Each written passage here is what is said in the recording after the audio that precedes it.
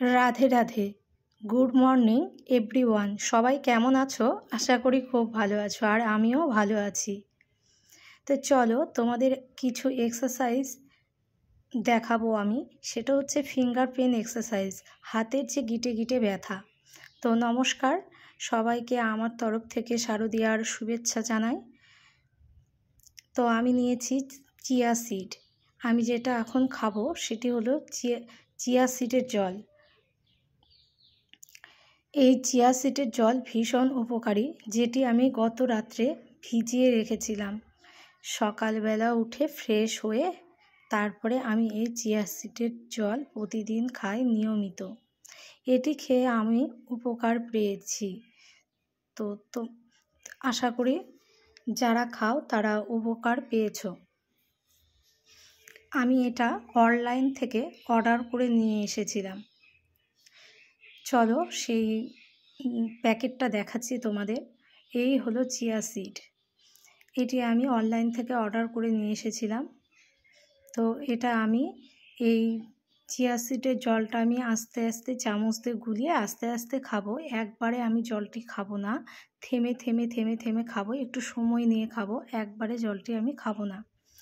এই হলো আমার সকালবেলার প্রথম জল থেকে শুরু। এরপরে শুরু করব আমার এক্সারসাইজ। তো এই যে এক্সারসাইজ, এটা হচ্ছে নার্ভের। তোমরা অনেকেই জানো আমি বহুদিন ভিডিও নিয়ে আসিনি। তার একটাই কারণ, আমি মানসিকভাবে ভেঙে পড়েছিলাম। কারণ আমার পরে জানতে পেরেছি অনেক পরে যে আমার নার্ভের সমস্যা। অনেক ডাক্তার দেখানোর পর লাস্টে বুঝতে পারলাম যে মানে কোনো রিপোর্টই আমার খারাপ আসেনি, সবগুলোই ঠিক। তারপরে আস্তে আস্তে বোঝা গেল আমার এটা নার্ভের প্রবলেম। তো এই যে ডাক্তারবাবুকে দেখাচ্ছি, ডাক্তারবাবুর ওষুধ খাচ্ছি। তো ডাক্তারবাবুকে বলেছিলাম ওষুধ তো খাচ্ছি, তো হোম রেমেডি যদি কিছু বলেন ডাক্তারবাবু তাহলে আমার খুব উপকার হয়। তো ডাক্তারবাবু বলেছিল তখন এক্সারসাইজের কথা বললেন। তো উনি আমাকে শিখিয়ে দিয়েছিলেন এইভাবে এক্সারসাইজ করবে, আশা করি অনেক আরামটা পাবে। তো ঠিক ডাক্তারবাবুর সেই কথা মতো আমি সেই এক্সারসাইজগুলো করেছি। তো করে আমি ভীষণ আরাম পেয়েছি। এখন ব্যথা খুব একটা নেই বললেই চলে, হালকা হালকা আছে। তো রেগুলার মেনটেন করি এই ব্যায়াম বা এক্সারসাইজগুলো। আমার হাতের প্রত্যেকটা গিঠায় প্রত্যেকটা আঙ্গুলের গিঠায় জয়েন্টে আর কি ব্যথা। এত ব্যথা, ঘুম থেকে সকালবেলা যখন উঠি তখন আমি সেটা মুভ করতে পারি না, ভীষণ কষ্ট হয়। যাদের হয় তারা বুঝতেই পারছো কতটা বেদনাদায়ক আর কষ্টদায়ক এই ব্যথা।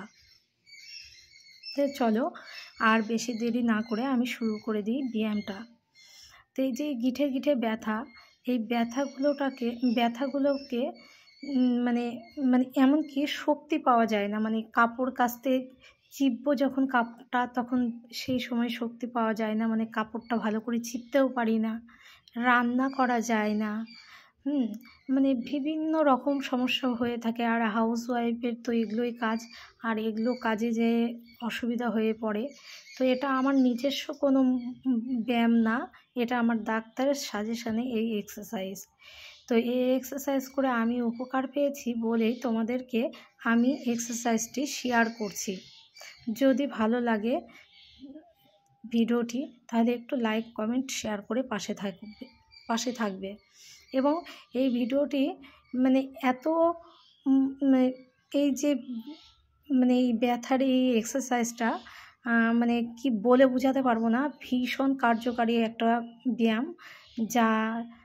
যারা এই ব্যায়ামটা করে উপকার পেয়েছো তারা বুঝতেই পারছো এটা সত্যিই ভীষণ কার্যকারী। তো এই আমি নিয়েছি হাঁটুর উপর, একসাথে দুই হাতেই ব্যথা, তাই দুই হাতে একসাথেই এক্সারসাইজ করে ফেলি। তাই দুই হাঁটুর উপর স্কেল বরাবর হাত রেখে প্রথমে হাতটা আস্তে করে প্রথমে টান করে নেব। টান করে নেওয়ার পর আস্তে করে বেঁকাবো, মানে আস্তে করে আমি বেঁকাবো, টান করেই বেঁকাবো। হ্যাঁ, একটু বেঁকিয়ে নিয়ে আবার ওইভাবেই সোজা করে মুঠো করব। এটি প্রথম অবস্থায় ভীষণ কষ্ট হয় এই ব্যায়ামটা করতে, হাত লেগে যায়, ভীষণ লাগে। প্রথম অবস্থায় খুব কষ্ট হয় ব্যায়ামটা করতে। তারপরে করতে করতে মানে ঠিক হয়ে যায়, তখন আর অতটা ব্যথা হয় না। কিন্তু প্রথম অবস্থায় এই ব্যায়ামটা ভীষণ মানে ব্যথা করে। তো প্রথমে আঙুলটা একটু মুড়িয়ে নেব, তারপরে আবার একটু মুড়িয়ে নেব, তারপরে আবার সোজা করব অর্ধেক, তারপরে ফুল সোজা করব।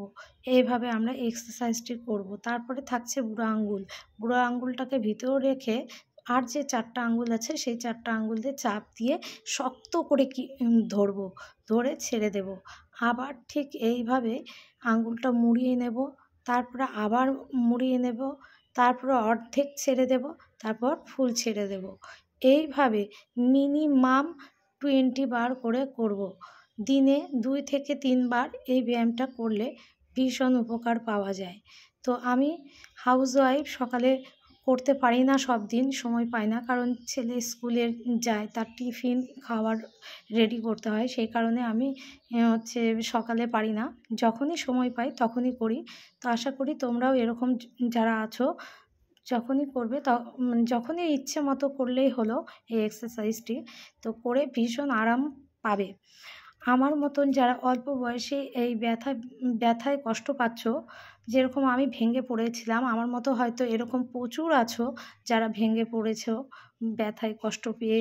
মানে বিশেষ করে অল্প বয়স, আর এত অল্প বয়সে এত ব্যথা, এইভাবে হলে যে কেউ ভেঙে পড়বে। তো এটাই স্বাভাবিক। তাই আমি বলবো ভেঙে না পড়ে এক্সারসাইজ শুরু করো। ওষুধ তো চলবেই, সঙ্গে সঙ্গে এই এক্সারসাইজগুলি করো। এতে জীবনটা উপভোগ করো আনন্দে। কষ্ট তো হবেই, শরীর থাকলে অসুখ হবেই, তা ভাবলে চলবে না। টেনশন ফ্রিভাবে চলো আর এক্সারসাইজগুলো করো, এতে ভীষণ আরাম পাবে। আর এই এক্সারসাইজ ছেড়ে দিলে আবার যেই ব্যথা সেই ব্যথাতেই পরিণত হবে। যতক্ষণ করবে ততক্ষণ আরাম। এই হলো এক্সারসাইজ। তো অনেকের বয়স হয়ে যায়, তাদেরও ব্যথা হয়, তারাও করতে পারো, তারাও মানে ভীষণই উপকারী এই ব্যায়াম, তারাও করতে পারো। আর আমি যেহেতু আমার অল্প বয়সে এত ব্যথা হয়েছে, সেই কারণে বললাম, অনেকেই দেখি আমার মতন অবস্থা এত অল্প বয়সে হয়েছে ব্যথা, তো তাদেরকেও বলবো তোমরা প্রতিনিয়ত এক্সারসাইজ করো। মেডিসিন তো খাবে, মেডিসিন খেতেই হবে, ডাক্তার দেখাতেই হবে, সঙ্গে এই ব্যায়ামগুলো করতে হবে। শুধু মেডিসিন খেয়ে ব্যথা কমবে না, ব্যথার সঙ্গে সঙ্গে এই ব্যায়াম বা এক্সারসাইজগুলো করতে হবে, তবে আমরা সঠিক সঠিক আরাম পাবো। তো এই ভিডিওটি ছিল এই পর্যন্তই। এর পরবর্তী ভিডিওতে আবার কোনো না কোনো এক্সারসাইজ, আরামদায়ক এক্সারসাইজ, যেটা আমাদের শরীর